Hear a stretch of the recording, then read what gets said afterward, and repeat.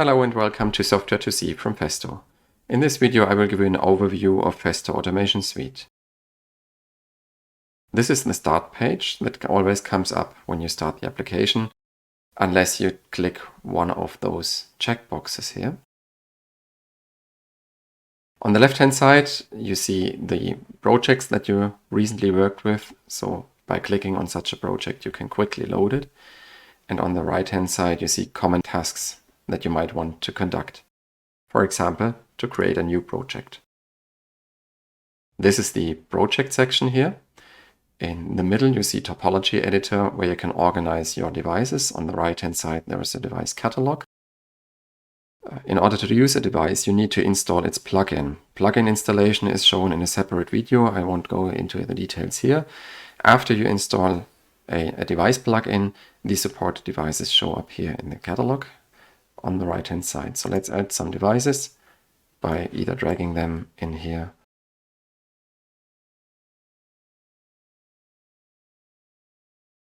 or by double clicking or via this add device button here. You can arrange devices here and move them around. The topology editor itself is also shown in a separate video tutorial. To work with a device, just double click its icon. The device plugin is then opened in a separate tab that you can see in the title bar here. If you want to navigate back to the project section, you can do so by clicking the home icon here. And you're back in topology editor where you can add your devices. You can close tabs of plugins, and if you want to reopen them, just double click the device in question and the plugin is reopened again. The same thing can be done via this navigator on the left hand side. Here you can also see the devices in your project, and also by double clicking you open the device plugin and bring it to the front.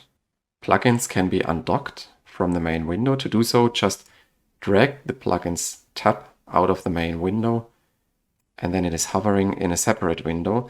That might be helpful if you want to see two plugins or two devices next to each other. By undocking those two windows you can place and arrange those windows as you wish.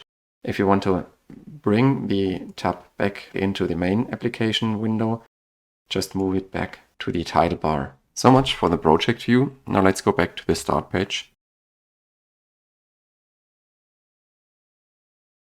Another main area is the device scan. Here you can see a list of all the devices which have been found on the Ethernet that your PC is connected to. In my case, a couple of server drives and 2 PLCs and 1 Profinet node.